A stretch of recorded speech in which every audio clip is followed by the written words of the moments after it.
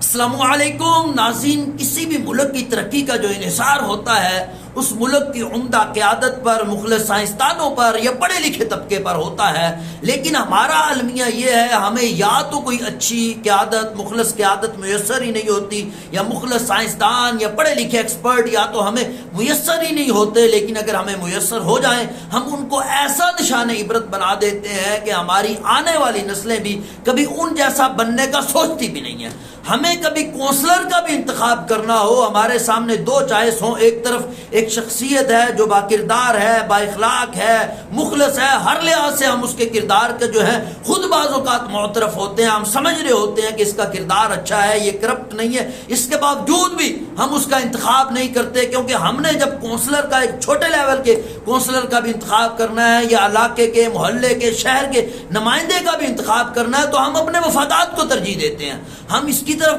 بالکل توجہ نہیں کرتے کہ اس کا کردار اچھا ہے یا برا ہے، چاہے وہ علاقے کا کرپٹ ترین آدمی ہو، لیکن ہم وقتی مفادات کو اپنے دیکھتے ہیں، اس مطابق اس کا انتخاب کرتے ہیں۔ دوسری جانب ایک نیک آدمی ہے، عبادت گزار ہے، اچھے کردار کا ہے، مخلص ہے، پڑھا لکھا آدمی ہے، لیکن ہم کبھی بھی اس کو اپنا جو ہے نمائندہ، اپنا جو ہے لیڈر، اپنا جو علاقے کا سربراہ ہے، کبھی بھی ہم اس کو منتخب نہیں کرتے۔ ایک جانب ہمارے کالج کا پروفیسر ہے جو ہزاروں بچوں کو پڑھا چکا ہے، پڑھا لکھا ہے، دوسری جانب ایک میٹرک پاس ہے جو کسی ایسے محکمے سے تعلق رکھتا ہے جس کے ساتھ ہمارے مفادات جڑے ہوئے ہیں، کسی پولیس سے، بلدیہ سے، عدلیہ کے کسی بھی محکمے سے تعلق رکھتا ہے، تو ہم اس میٹرک پاس کی زیادہ عزت کریں گے، اس کی بات کو زیادہ توجہ سے سنیں گے، اس کو زیادہ رسپیکٹ کریں گے بنسبت اس کالج کے پروفیسر کے۔ تو جب ہمارا رویہ ایسا ہوگا پڑھے لکھے لوگوں کے ساتھ، تو پھر کہاں سے ہمارے ہاں پروفیسر، سائنسدان یا پڑھے لکھی کی عادت پیدا ہوگی؟ ایک طرف ایک کالج کا پروفیسر آ کر جو لیکچر دے رہا ہے، چاہے ملکی لیول کا جو ہے پروفیسر ہے آ کر لیکچر دے رہا ہے، لیکن دوسری طرف کہیں میوزک کنسرٹ چل رہا ہے، ڈانس چل رہا ہے، گانا چل رہا ہے، تو ہمارے لوگوں کا جو ہجوم اکٹھا ہوگا وہ اس ڈانسر کے پاس ہوگا، اس میوزک کنسرٹ میں ہوگا، وہ جہاں پر ڈانس چل رہا ہے، جہاں پر ٹک ٹاکر کوئی آیا ہوا ہے، تو وہاں لوگوں کا ایک جم اکٹھا ہوگا، لوگوں کا ہجوم ہوگا۔ لیکن اگر آپ کالج پروفیسر کے پاس جائیں گے جو لیکچر دے رہا ہے، یونیورسٹی کا پروفیسر لیکچر دے رہا ہے، یا کوئی ملکی لیول کا جو پروفیسر آ کر، کوئی بڑا عالم دین آ کر جو ہے وہ تبلیغ کر رہا ہے، لیکچر دے رہا ہے، کوئی جدید علوم سے لوگوں کو آراستہ کر رہا ہے، ان سے آگاہ کر رہا ہے، تو اس کے پاس لوگوں کا ہجوم کیا کہ گنے چنے لوگ ہوں گے۔ ہمارا ہمیشہ سے یہ رویہ رہا ہے، یہ ہمارا آج کا وتیرہ نہیں ہے، ہمیشہ سے ہمارا یہی رویہ رہا ہے۔ وہ لوگ جنہوں نے ملک کی بنیادیں رکھی، جنہوں نے ملک کو بنایا، ان کے ساتھ کیا سلوک کیا؟ چودھری رحمت علی جنہوں نے ملک کا نام رکھا، پاکستان بنانے کی تحریک میں پیش رہے، تو ان کو تو پاکستان میں قبر بھی میسر نہیں آئی، کسی پاکستانی نے اس کا جنازہ نہیں پڑھا، کسی نے اس کو کفن نہیں دیا، اس کی وصیت تھی اس کو اس ملک میں دفن کیا جائے، لیکن نہیں کیا جا سکا۔ قائد اعظم محمد علی جناح، ان کے ساتھ بھی ایسے ہی کہ ان کو کوئی جب بیمار تھے کوئی اچھی ایمبولینس میں میسر نہ ہو، لیاقت علی خان کو مار دیا گیا، قدیر خان کا دیکھنے کیا انجام ہوا۔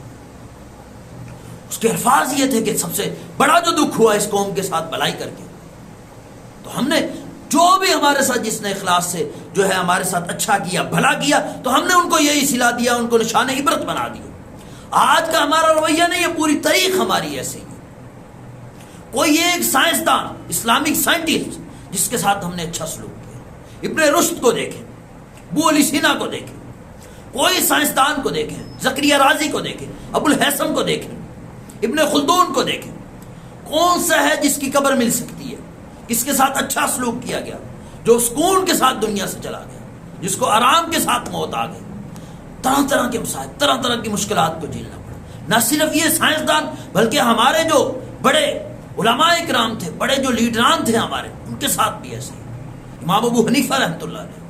جیل سے جنازہ اٹھا، امام احمد بن حنبل رحمۃ اللہ علیہ اتنی صلاح دی گئی کہ جب کوڑے مارے جاتے تھے تو خون کے جو لوتھڑے ہوتے تھے وہ ہوا میں بکھر جاتے تھے، خون بکھرتا تھا،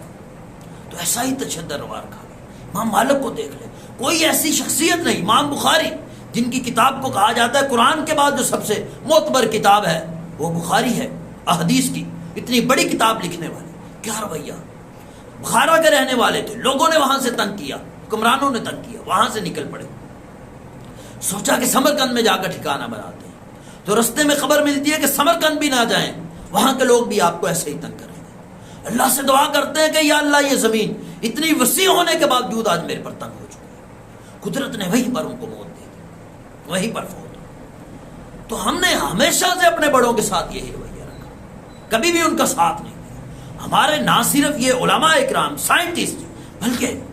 جو بڑے بڑے فاتحین تھے، محمد بن قاسم جس کی بدولت آج اسلام برصغیر تک پہنچا ہوا ہے، ان کے ساتھ کیا رویہ، کس طرح کس بے دردی کے ساتھ اس کو قتل کیا گیا، کس طرح بیل کی کھال میں ڈال کر کے سیٹا گیا۔ طارق بن زیاد، موسیٰ بن نصیر، کیا وہ طارق بن زیاد جس نے وہ اندرس کو فتح کیا جہاں پر آج 2 ملک آباد ہیں، پرتگال اور اسپین، اتنا بڑا فاتح، کیا سلوک کیا موسیٰ بن نصیر کے ساتھ، کیا سلوک کیا۔ یہ دونوں بغداد کی گلیوں میں بھیک مانگنے پر مجبور ہوئے، ان کی قبروں کا کوئی علم نہیں، کسی کو نہیں پتا محمد بن قاسم کہاں دفن ہے، طارق بن زیاد کہاں ہے، موسیٰ بن نصیر کہاں ہے، قبریں تک ان کی جو ہیں لوگوں کو پتہ نہیں، کیسے بے نامی کی موت مر گئے، کتنے بڑے جنرل۔ جس آدمی نے بھی اخلاص کے ساتھ ہمارے ساتھ بھلائی کرنے کی کوشش کی تو ہم نے ان کے ساتھ کیا کیا، امام حسین رضی اللہ تعالیٰ ان کے ساتھ ہم نے کیا۔ تو ہمیشہ سے ہمارا یہی رویہ رہا، آج بھی یہی رویہ ہے۔ ایک طرف ایک اچھا انسان ہے، ایک طرف ایک پڑھا لکھا انسان ہے، ایک طرف گانا گانے والا ہے، ایک طرف جو ہے وہ برائی کی طرف بلانے والا، علاقے کا بدماش ہے، پورے علاقے کا بدماش ہے، ہم سمجھتے ہیں یہ علاقے کا بدماش ہے، لوگوں کا ہجوم وہاں پہ اکٹھا ہوگا، وہ الیکشن لڑتا ہے تو جیت جائے گا۔ ایک امام مسجد الیکشن لڑتا ہے، ایک نیک آدمی الیکشن لڑتا ہے تو کبھی نہیں جیتے گا۔ نیک آدمی ہے، کبھی بھی ہم اس کا ساتھ تعریف کریں گے کہ یہ ٹھیک ہے۔ ایک کالج کا پروفیسر ہے، پڑھانے والا ہے، اس کے استقبال میں ہم کھڑے نہیں ہوں گے، لیکن دوسری طرف کسی ایسے محکمے کا چاہے کرپٹ ہے، کم پڑھا لکھا ہے لیکن طاقتور محکمے کا ہے،